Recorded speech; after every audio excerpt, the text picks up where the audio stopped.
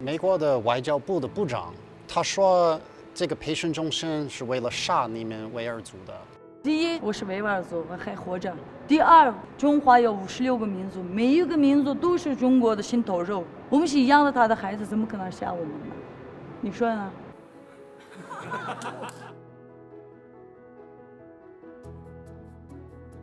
？Are you free to practice your religion? Yes. Are there any problems? No.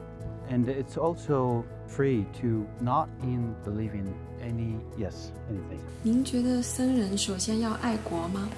那是必须的。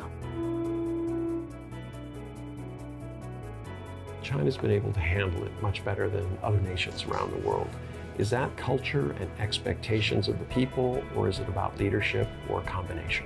中国的话就是集体性很强，很愿意配合这个政府的政策。你是一个中国公民，中国的一个病人，你都有生命权利，不是说你年纪大的话，我就不去救你了。我能问问您觉得人权是什么吗？在一个有秩序的一个社会，没病没灾，快乐的工作，快乐的生活。活着是最大的人权。人活了才能干任何事情。You want society with freedom of everything and COVID everywhere, or you want a government effective system with no COVID? I mean, I would certainly choose the latter. 一个是生存，一个是发展。老百姓吃饱，老百姓在吃好。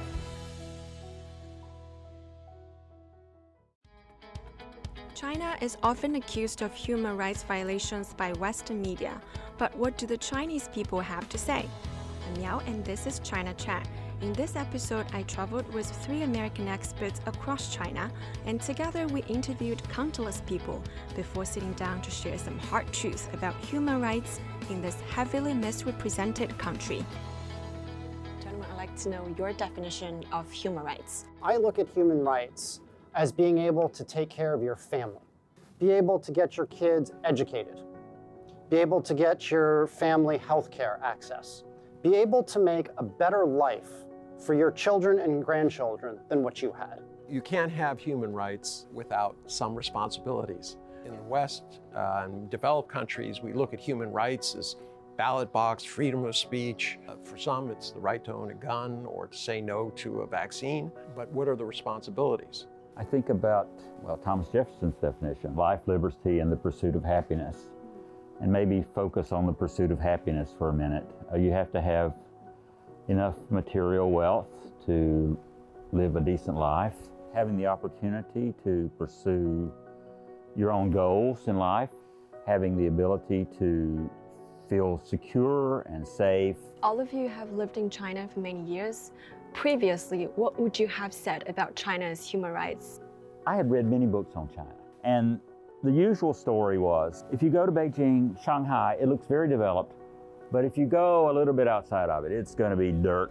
So I've been very happy to see lots of places in China and also to see how the average people live.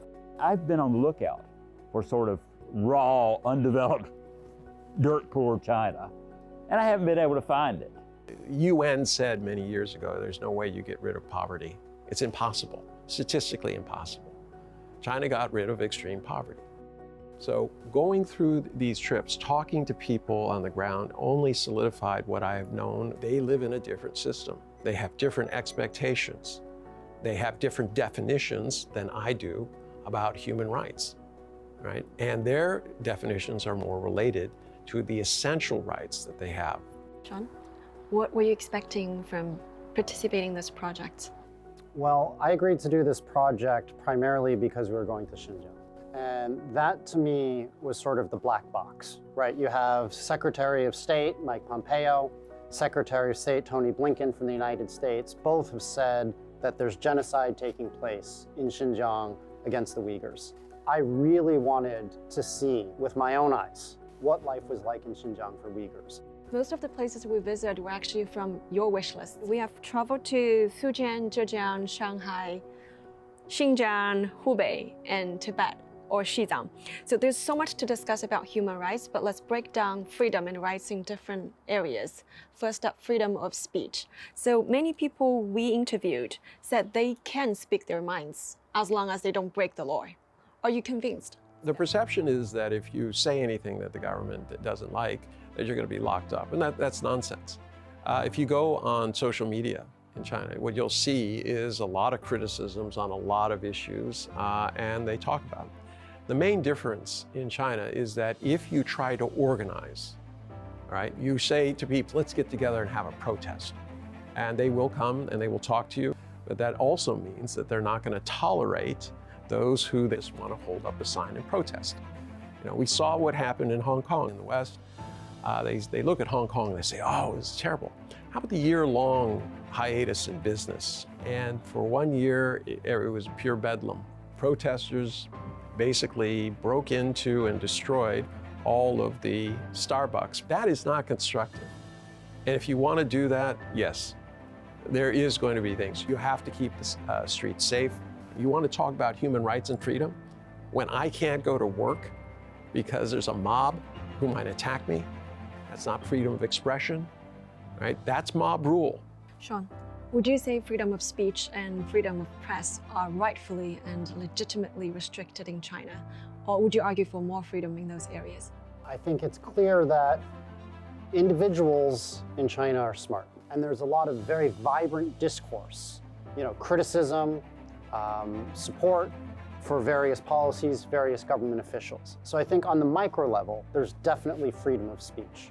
I understand why the government doesn't want to have Twitter and Facebook and these social media sites that are unwilling to follow the laws of China. I believe in freedom of speech, but there are limits to freedom of speech. It would be great if the government did a rethink on the Great Firewall. No, I disagree. From this perspective, the internet in the last 20 years has become a weaponized. When you start saying about freedom of speech, what do you think about somebody who can create 20,000 bots? I mean, automated accounts spewing the same garbage, all right? How's that freedom of speech? Where I multiply my particular views because I can, because the internet allows that, all right? Is that good? I would love it if we had a free internet, but you cannot ignore the danger.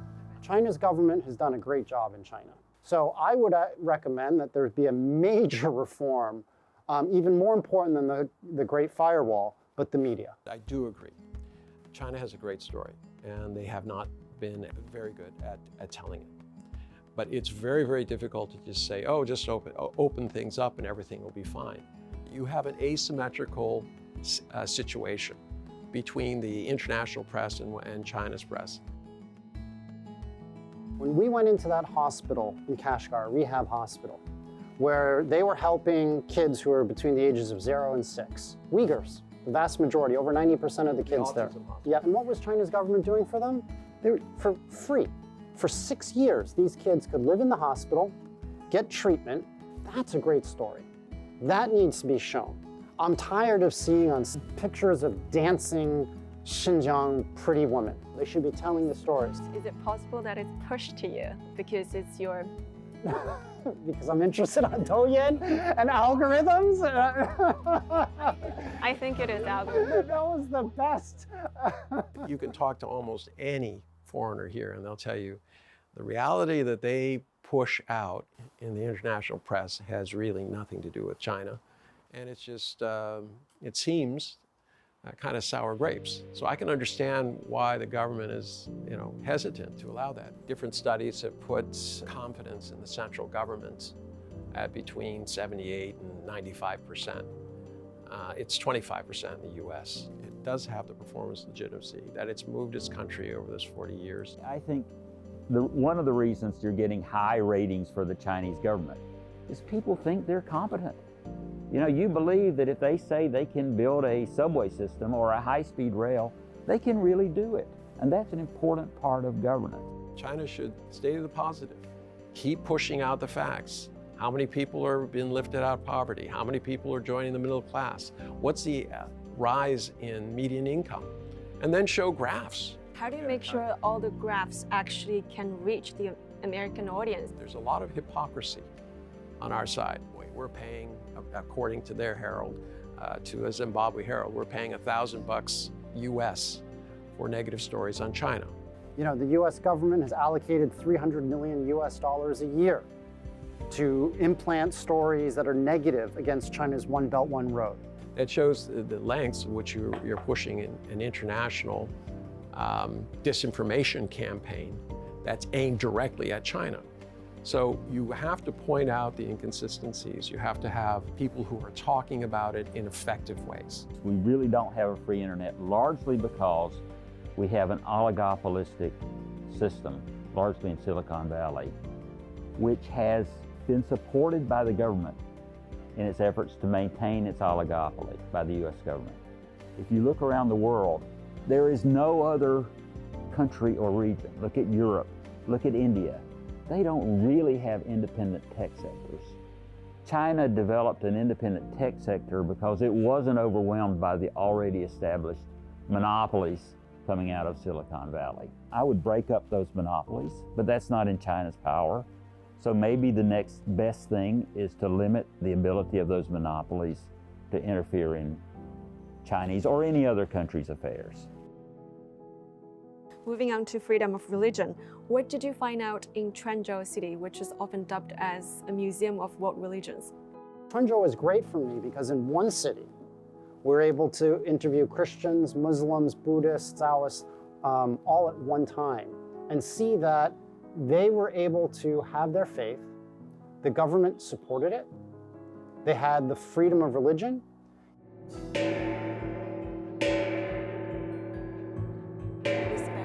Time with the living Buddha, visiting his monastery, his Buddhist college, and even his home.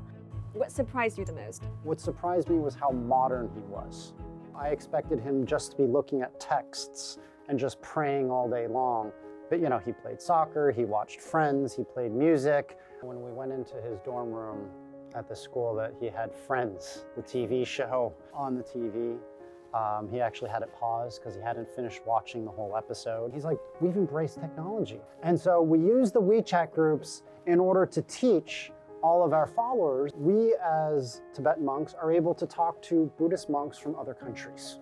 And so there was a lot more exchange than I expected across borders. And there was a lot more embrace of technology. If China was against Buddhism, and was against the Tibetan monks, they would shut these WeChat accounts, but that's not happening. So it's clear, A, the government is supporting Buddhism, B, the Tibetan monks are modernizing. Whenever freedom is mentioned, many also think about freedom from oppression and freedom from fear. In Xinjiang, Sean, we visited cotton farmers to see if they were forced laborers. So what did you find out? It's clear that H&M, Nike, Adidas, and all of these Western companies who are saying they're not going to buy Xinjiang cotton are hurting everyday Uyghur and Han Chinese farmers in Xinjiang. And it's based off of what I can see as a lie. We interviewed, individually owned farmer lands. We went to big cotton factories. They all said the exact same thing, that 95% of the cotton production process has been automated. They're using drones to put out medicine and pesticides onto the cotton. They use big machines in order to do all the picking. When we interviewed the person in Akasu, he said 20, 30 years ago when he started in this industry, a cotton employee would make 2 RMB a day. Now it's 300 RMB a day. He can't even find Uyghurs or Han Chinese in Xinjiang to hire because they're not willing to work in cotton picking because there's so many other job opportunities. So first off, I didn't see any forced labor. Second, it's clear that it's mostly an automated process. Third, whoever is actually working in the industry tends to be the owners or people hired from other provinces. So I think Tony Blinken, the Secretary of State of the United States, who's been very vocal, saying that there's forced labor in Xinjiang, has to provide true evidence, or he has to recant and apologize to the Chinese people. Thanks, Sean. Also, in Urumqi, we interviewed a survivor of the 2009 terrorist attack. She actually burst into tears when she talked about how her colleague's husband got killed right in front of them. So I wanted to ask both of you, do you think people in Xinjiang now are free from fear? We asked her, why didn't you move after these terrible things? She said, no, I live here. This is my home. These people are my friends. She was running an after-school program, and the majority of the children were Uyghur. Second, it was more important to me to see the children And no matter where I went, the children were out playing. They were on the streets. If I'm afraid, I'm not going to allow my children to be running around unsupervised. I would look out as we were going through these miles and miles of countryside, and everywhere I saw these children out there playing. I saw people working. There's no way you could have foreseen where we were going to go, so this was not planted. This is simply life in that area, and the juxtaposition of everything that is said outside of China about what's going on does not fit what we saw. Sure. After all those terrorist attacks in Xinjiang, would you call anti-terrorism and de-radicalization measures justified? Absolutely.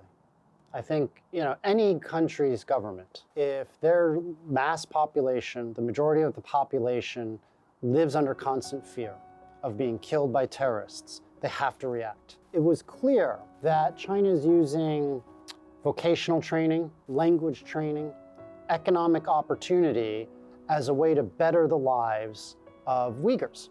I think the world should look at what China has done in Tibet, what China has done in Xinjiang, as a model for improving ethnic tension and as a model for preserving minority culture and traditions, but also integrating them into the larger minority.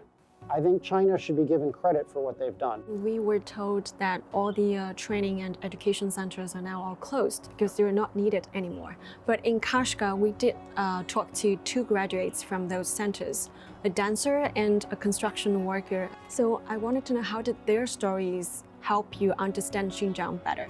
First off, the woman there, she had been in primary school. Her father had died. Somebody in her community came to her and said, your father will go to hell because you're not living your life according to the Quran. And they told her that she needed to stay home, to stop working, and that she needed her mother to do the same. So she was going to her family, insisting that they wear a burqa and that they not leave the house unaccompanied by a male relative. Her mother couldn't believe it. It was the mother who convinced her to go into the re-education center.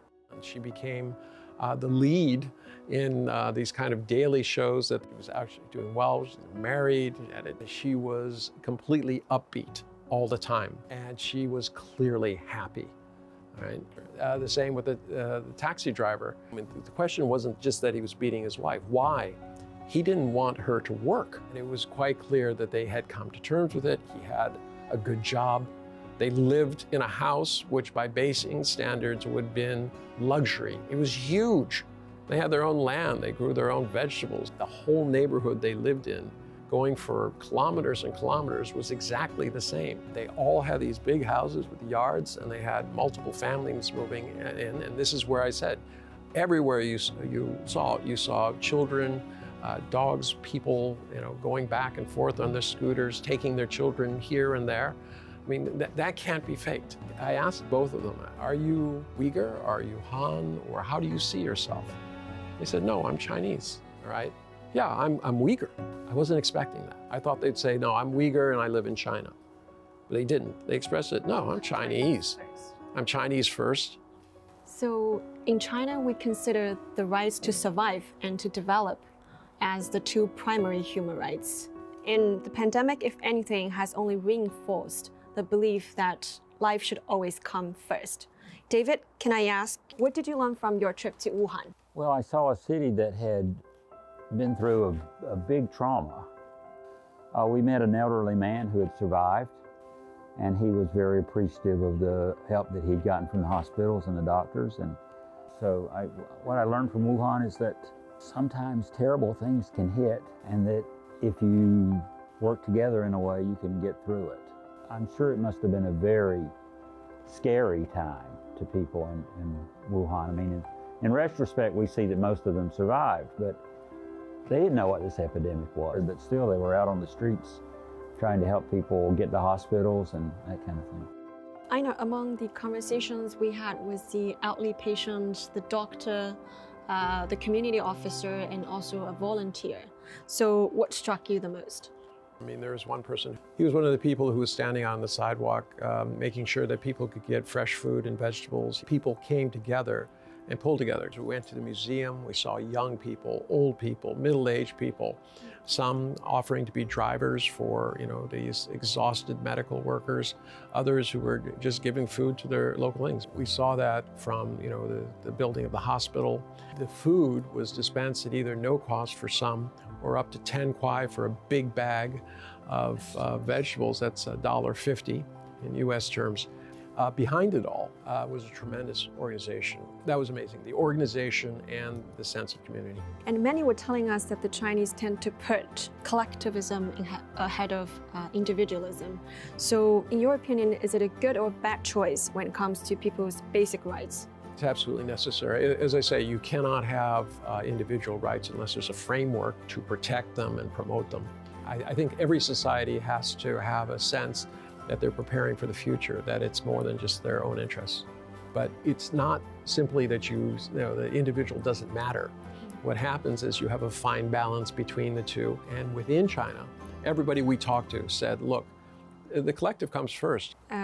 Moving on to rights to development, David, would you like to share your findings? I'm detecting a kind of bitterness among working class people in the United States because they think they're being screwed by the system.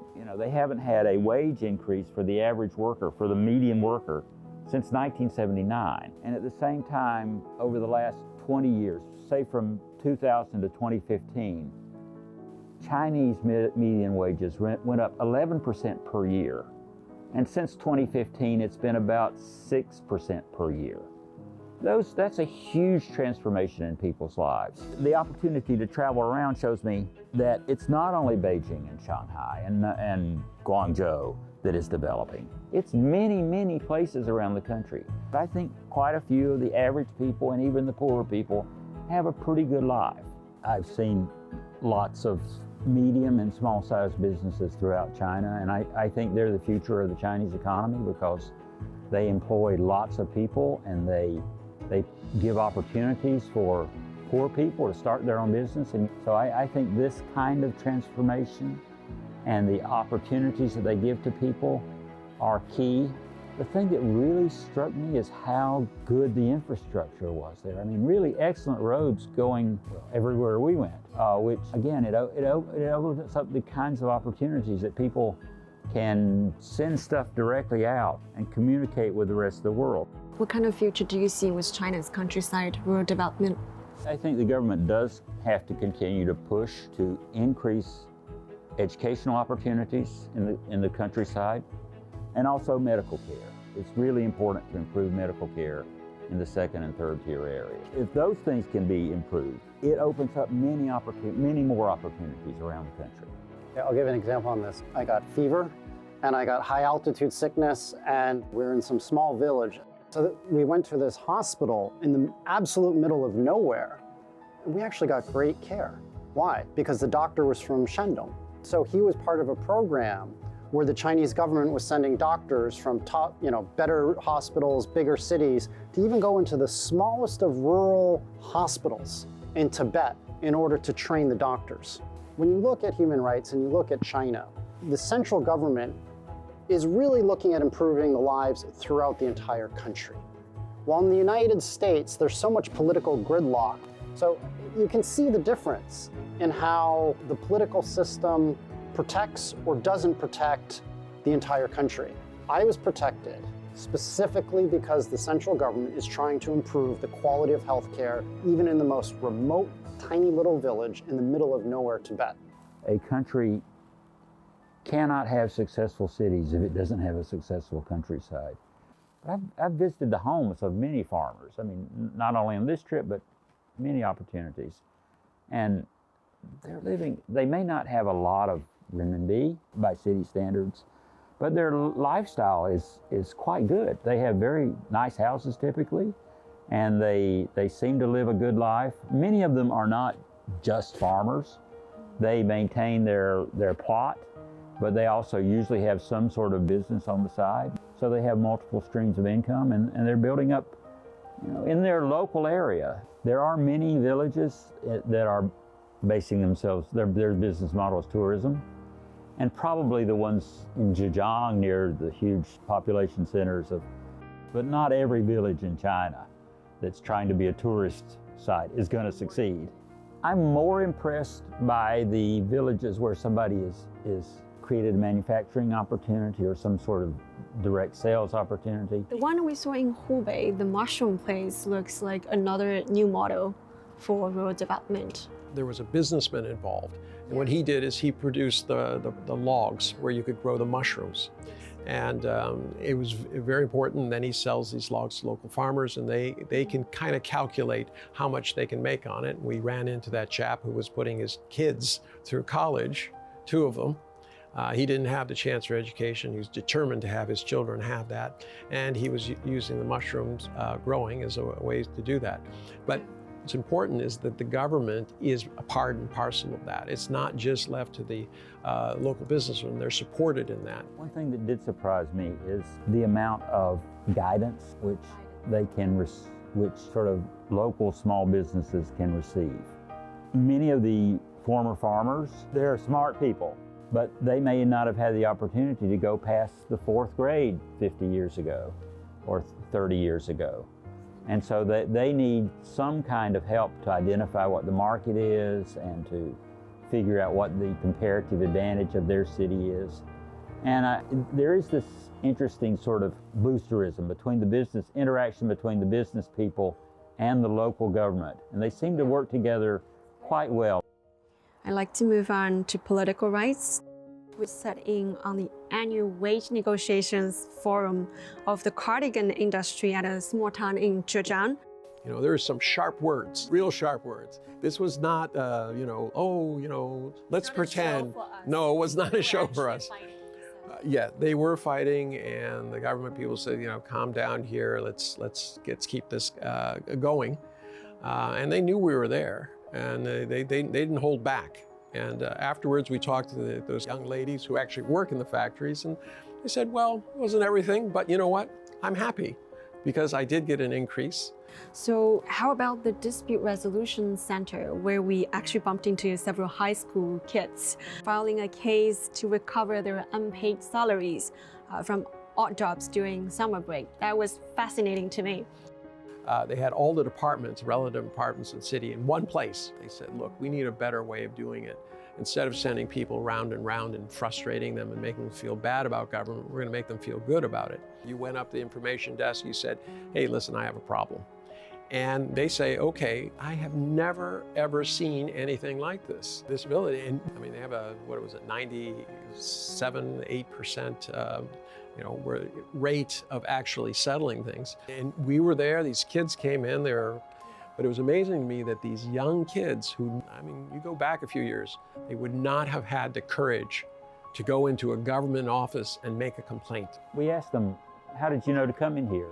And one of them said, well, I was just walking by on the street and it said Dispute Resolution Center. I thought I'd go in and see what they do.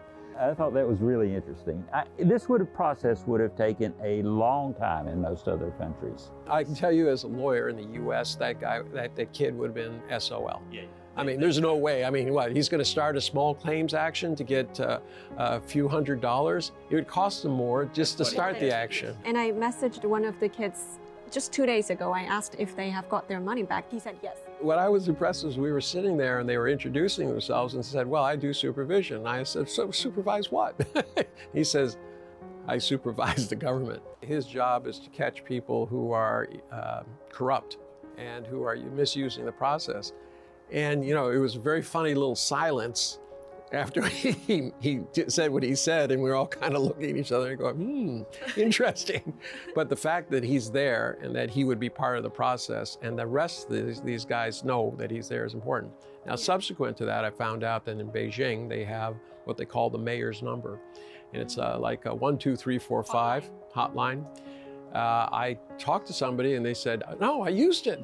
My son was at a school and they had done some renovation. When they got back in, the place smelled terribly of formaldehyde and the glues and things like that. And he says, this is terrible. He spoke to the principal and he says, there's nothing we can do. We have no place to go. His wife called the mayor's hotline.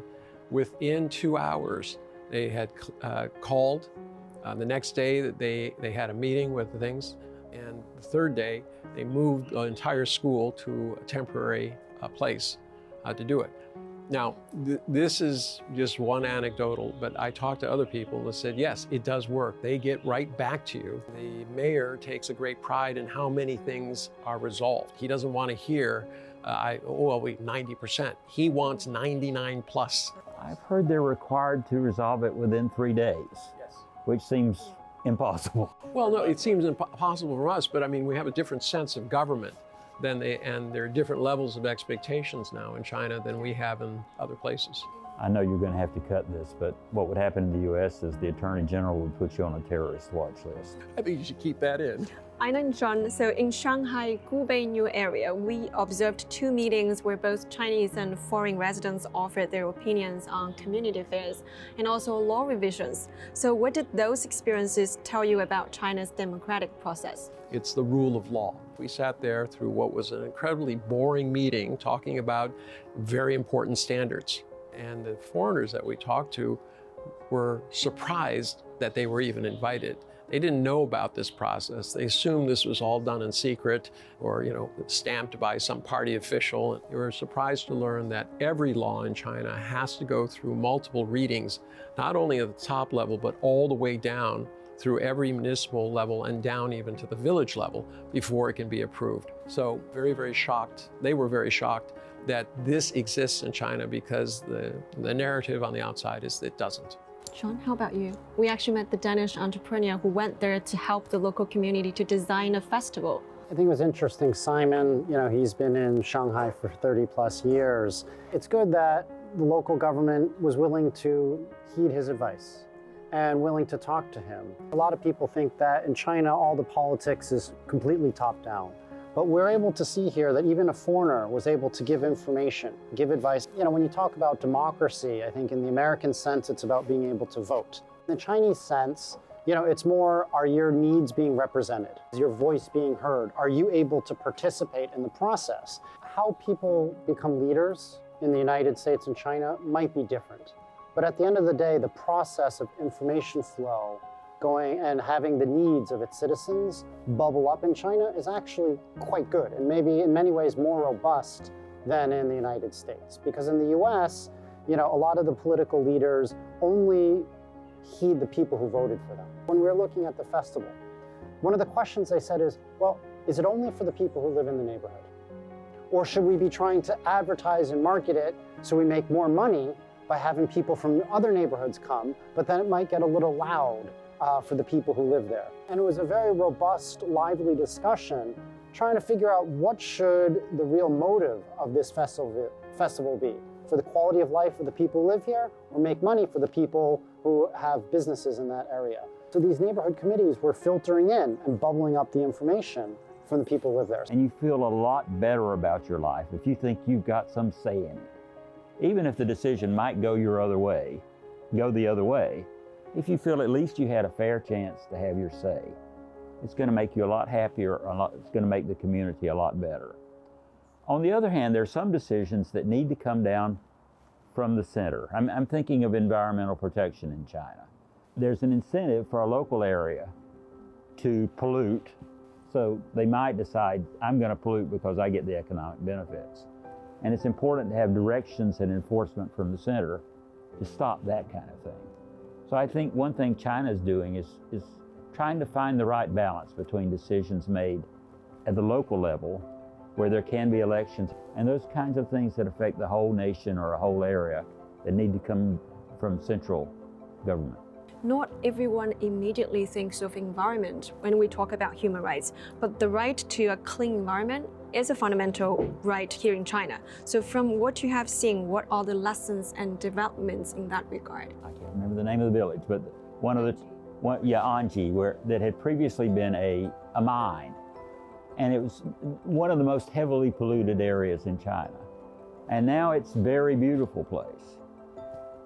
But there had to be a transition, and there had to be jobs found for the people who worked at the mine. What they were able to do is build another business for the village. It's one of the most important environmental issues going forward, is how do you make sure everybody remains in good shape after the transition. We did ask them whether they got a say when this place is shutting down all the coal mines. And they said they actually had a villagers committee, like a gathering of everyone to vote and decide. They described the kind of pollution that they were dealing with. And you go there today, it's this pristine, wonderful, natural habitat. And that was a conscious decision. And as I said, they're willing to take a little bit of sacrifice and unknown. I'm sure there are areas where they've had some trouble. We saw that one area, the farm, where they had to go through nuts, and they had to go through nuts and everything else before they got to tea. It's just the sense is that they did it as a collective, and there was input from everybody involved, and that's very important.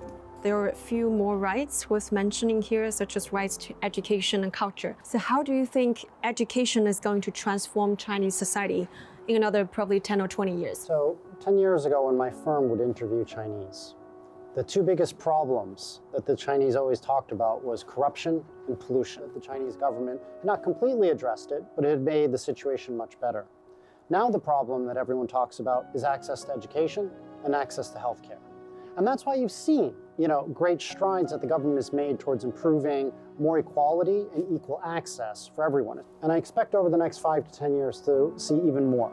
I think the emphasis which we're starting to see on vocational education, having full respect for somebody who's a skilled worker or a skilled plumber or a skilled electrician, that's a very important thing for society's development. And further making just elementary schools in rural areas really good is something that's key to the success of the country. Would you say different cultures are being preserved in China, or the opposite?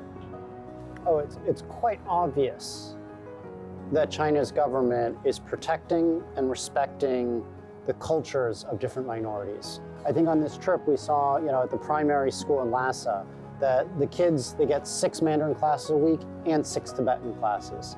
The textbooks were in Tibetan. When we would interview families, in Hetian or in various spots, they said that they were teaching their kids the Uyghur language, but also very happily, they were learning Mandarin so that they could equip themselves for better job opportunities. So I don't see cultural genocide going on in China. I don't see genocide going on in China. I see a Chinese government that's trying to protect, preserve, and respect the cultures and languages of all minorities. It's not only that they have dancers and painters and embroiderers and stuff, it's that the government is encouraging them to find ways to build businesses and make money off this intangible cultural heritage. Take this skill that comes from your ancestors and make something you can sell to the market. I think that's a real way of preserving that heritage rather than kind of propping it up, is to make it where people want to do it and make money off of it. The second point about the language, about Mandarin, is this process is not unique to China. The European countries followed this exact thing in the 19th and early 20th century. I think it's cruel to a child to say, you've got to learn this language that is only spoken by a very small number of people, and you're not allowed to learn a language that could give you opportunities around the country, maybe around the world. I think this idea that requiring schools to teach Mandarin is somehow oppressive is just ahistorical. Germany did it, France did it, Italy did it. Once they united, they formed a common language and had to have a vehicle for educating people in their schools through that common language. Okay, gentlemen, last question. What are the real challenges ahead for China in terms of human rights development, and what would you suggest China do next? I think China needs to stick to what it has done well, and it needs to show efficacy of the government by the actual facts. Don't worry about the perceptions. You're not going to change those until people start looking and comparing what their governments are doing to what China's doing, and then understand that they don't have to adopt China's way, but simply China has a different path to prosperity. I think there are a broad number of challenges, facing the government. I think they've done a good job so far. They need to continue. But the key is the government needs to ensure equal access and equal opportunity for people throughout the country. So they need to make sure that they reform healthcare, reform education, reform taxation, reform real estate, so that the poor people still have the ability to move upward from a social economic standpoint. I think that's what the government's been doing lately with the Common Prosperity Drive. I think the main thing China needs to focus on is keeping itself as a dynamic economy. To do that, you have to be a dynamic society with a dynamic culture. And that means people have to continue to feel that they have the opportunity to transform their lives. That's part of what's built China over the last 20 or 30 years. And it's really important that that continues.